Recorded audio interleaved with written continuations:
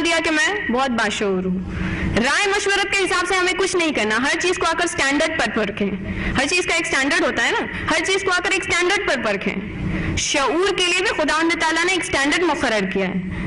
آئے اپنے شعور کو نہج البلاغہ پہ پرکھیں, اگر وہاں کامیاب ہے تو کامیاب ہے. آئے اپنے شعور کو قرآن مجید پر پرکھیں, اگر وہاں کامیاب ہے تو آپ کامیاب ہیں. اب یہ کہ اگر انسان لاشعور ہو, اس میں اگر شعور نہ ہو تو اس سے بہت ساری غلطیاں سرزد ہوتی ہیں, جس میں سے کچھ مثالیں میں آپ کی خدمت میں پیش کروں گی.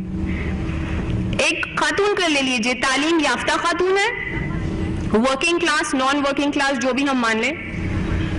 یہ جب اٹھتی ہے صبح میں, جب اپنے آفس جاتی ہے, اپنی سہیلی کے گھر پہ جاتی ہے, شروع ہو جاتی, کیا ہوا میرے سسر نے یہ کیا, میری ساس نے یہ کیا, میرے شوہر تو پہلے دن سے ہی خوب.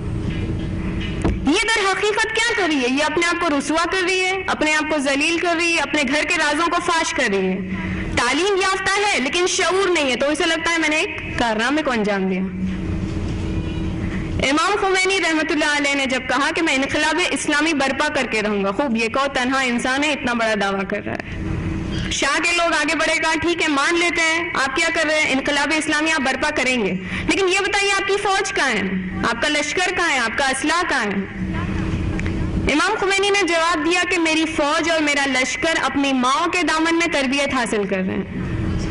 یہ اپنے آپ میں ایک بہت بڑا جملہ ہے, اگر آپ تفکر کرنے کی کوشش کریں. یہاں آئیے اور اپنی عظمت کو سمجھیے, یہاں آئیے اور اپنے مقام کو سمجھیے کہ کیا مقام ہے آپ کا ہر لیول پر, یا وہ آپ کے گھر میں ہو یا کہیں پر بھی ہو, معاشرے میں ہو, قوم میں ہو, ملک میں ہو, انٹرنیشنل لیول پہ ہو, کہیں بھی.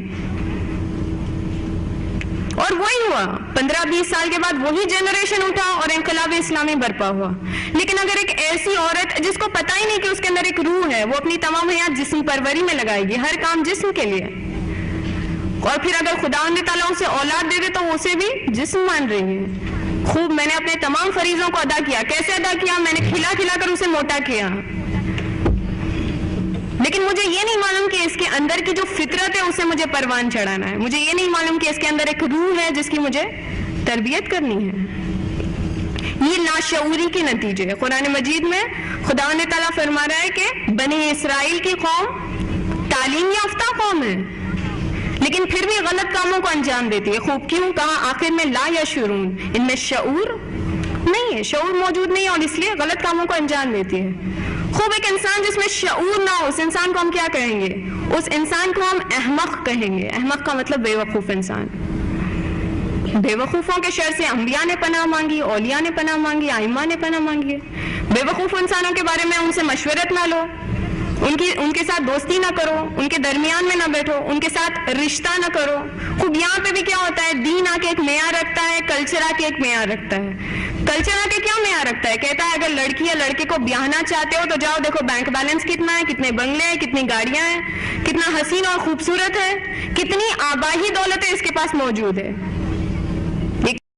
آپ کو آئیے دیکھیے دین کیا کہتا ہے. دین کہتا ہے جائیے دیکھیے کہ اس انسان میں کتنا شعور ہے, جائیے دیکھیے یہ انسان کتنا دیندار ہے.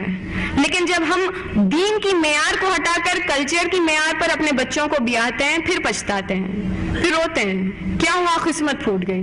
کیا ہوا؟ جادو ٹونا ہو گیا. کیا ہوا؟ تعویذ پلیتے ہو گئے. تعویذ پلیتے نہیں ہوئے, لاشعوری ہو گئی ہے, نا آگاہی ہو گئی ہے, جس وجہ سے آپ سے یہ غلطی سرزد ہوئی کہ آپ نے اپنی بچوں کی زندگیوں کو خود برباد کیا. اب یہ کہ اس شعور کو حاصل کرنے کے لیے ہمارے پاس کئی سورسز اویلیبل ہونے چاہیے, ریسورسز ہونے چاہیے. خوب ہے ہمارے پاس, کمی نہیں ہے. قرآن مجید کھولیے, نہج البلاغہ کھولیے, ائمہ اطہار کی سیرت کھول کر دیکھیے. ایک نئی دنیا میں قدم رکھیں گی آپ, ایک نورانی دنیا. قرآن مجید جھوم جھوم کر نہ پڑھیں. قرآن مجید جب پڑھیں تو ساتھ میں اس کا ترجمہ پڑھیں, اور پھر کسی باشعور انسان سے جا کے پوچھیں کہ اس آیت سے میں کیا لوں, کیا کہنا چاہتی ہے. ہماری ہدایت کے لیے ہی نازل ہوا ہے قرآن. پھر پریکٹس کریں اسی چیز کی, کوشش کریں. ہم کہتے ہیں نا پریکٹس میکس مین پرفیکٹ. خوب, تو کوشش کریں. پھر انشاءاللہ آپ کی زندگی میں ایک ایسا موڑ آئے گا جہاں آپ کو احساس ہوگا کہ مجھ میں شعور آ گیا ہے, میں باریکیوں کو سمجھ سکتی ہوں, میں صحیح اور ناصحیح کے درمیان کے فرق کو سمجھ سکتی ہوں. وہاں کا سب سے پہلے اپنے مقام کو سمجھیں, وہاں کے سب سے پہلے اپنی عظمت کو سمجھیں. پھر اول کام یہ کہ ذمہ داریوں کو سمجھیں اور نبھائیں, پھر آ کر حقوق طلبی کریں.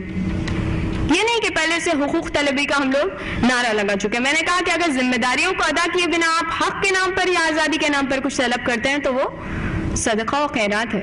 انشاءاللہ اس امید کے ساتھ کہ خداوند تعالیٰ ہمیں توفیق دے کہ ہم ایک ایسی نسل کو پرورش دے سکیں جسے اسلام پر قربان کر سکیں. انشاءاللہ ہمیں خداوند تعالیٰ شعور دے تاکہ ہم دین حقیقی کو پہچان سکیں. والسلام علیکم ورحمۃ اللہ.